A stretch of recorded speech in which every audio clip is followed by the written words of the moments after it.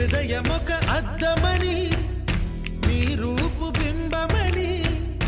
తెలిపేను హృదయం నీకు సొంతమని బింబాన్ని బంధింప తాడేది లేదు సఖి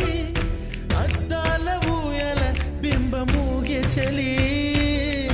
నువ్వు తేల్చి చెప్పవే పిల్ల లేక కాల్చి చంపవే లైలా